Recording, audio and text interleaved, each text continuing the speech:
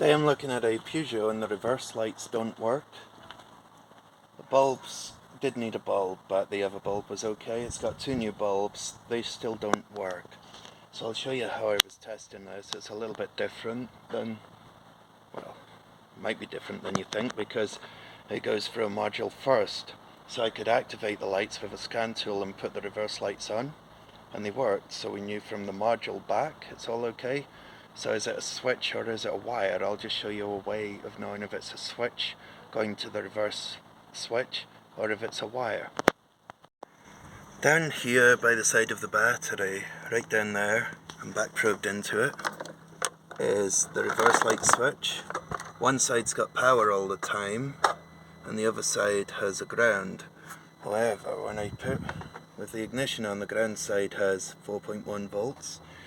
Now that's not power going into the switch, and then when you make a contact the power then carries on to the lights. Like I was saying, it goes to a module. So this is the power side, is actually the switch side. This ground side should be 0. With the ignition on, I've got 4.1 volts. With the ignition off, it is 0. However, see that? I've got a test light going to ground, using a test light and just going into here, into the same wire that I'm back probed, using the test lights enough to pull this wire down to ground. It's given it a path to ground. So now if we go to the back of the car, the ignition's on and there's no lights on. But if I put this into reverse like that, now the lights are on. So in this case, the wire is the power side, should get grounded out to tell the module to put the lights on. In this case, we know the switch is working. We've just got to fix the ground side problem where that wire goes to a ground. Here's a diagram of what's going on. So we've got the reverse switch as you look at it at the top, and that would be where the wires go in. That one and that one, and we've got the 12 volts on here, but it's not a case of the 12 volts is coming from a fuse and then the switch makes a contact when it's in reverse and then passes the 12 volts out to the bulbs.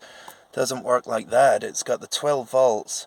When you ground it out with a test light, it goes to 0, or when the switch grounds it out, it goes to ground on the wire that comes out of it.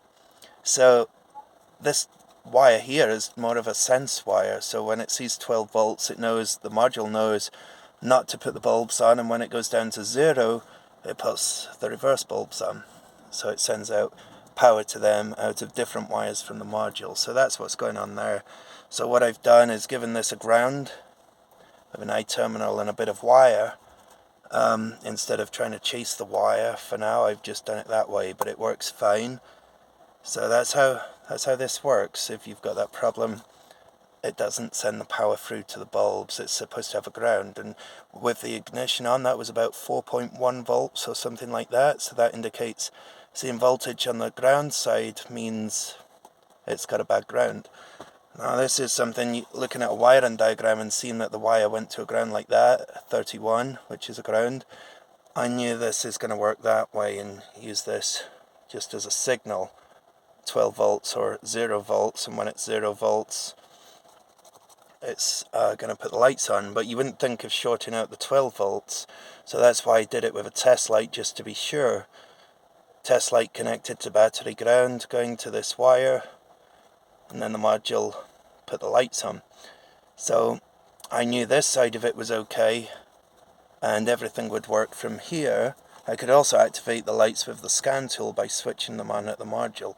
Scan tool would put them on and take them off. So then I knew this wired out was okay, and I knew the kind of setup that it is, and I just put that same test light into this side, connected to ground still, and that was enough, even going through a test light, that this all worked okay. So I've just connected a wire in.